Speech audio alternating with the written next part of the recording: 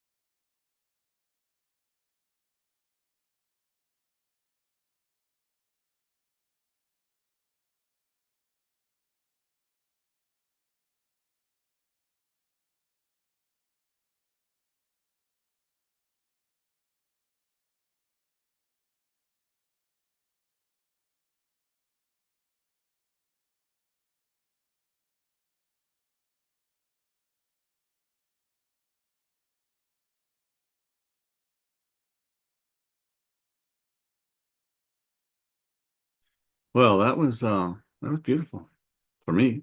Hope it was good for you. It felt like about 10 minutes, 5 minutes, but just really sometimes meditation, um, what time does is really remarkable.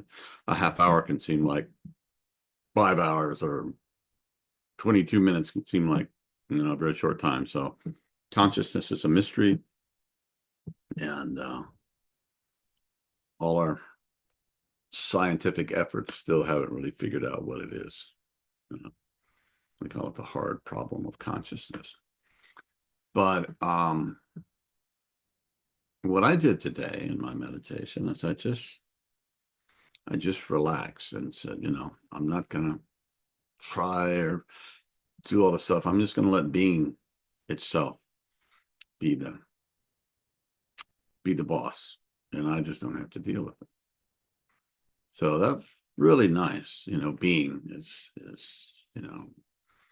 being God. I mean, there's so many, spirit, essence, mystery, uh, Wakantanka. I mean, there's so many names for it, but I think they're all talking about the same thing.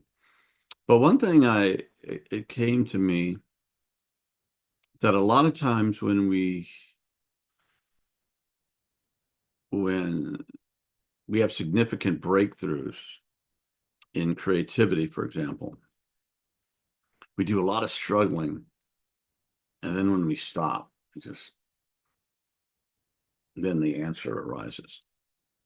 So in this meditation, there's a song I wrote a long time ago, and I don't have the lyrics written down anywhere, and I don't have a recording of it. Maybe it's back in Utah someplace. Um, anyway, I'm trying to finish this recording project, and it was supposed to be 12 songs, and I'd only done 11, and I was like, all right, I need another song. So, and reconstructing these lyrics, there's this line that goes, why I ask out loud, but I know I'm wrong before I even ask. The blank of my mind is not equal to the task. And then it finishes. But if I sit here long enough, I think the stars just might begin to fall and shine in your eyes, these reflections that I see on the wall. But I was missing the blank of my mind is not equal to the task. And while I was meditating, just boom. I tried all these words and it just nothing worked. It was the labyrinth of my mind is not equal to the task. It's like, ah, nice. That fits. That was what it was. And one of my favorite theologians, this guy called Matthew Fox, and he wrote a book called Creativity, and he says some of the times when we're closest to our essence, we're closest to God, is when we're in the creative act. I'm sure we've all experienced that. We're just like in that place. And yeah, Matthew Fox was a Catholic priest who got a lot of hot water with some of his things he was writing, and they silenced him for a year. And then when the year was up, he said, they had a press conference, he says, as I was saying, he kept teaching. And then he had a university in the Bay Area that he started, I think it was Creation University, something like that. And one of the faculty members was a witch.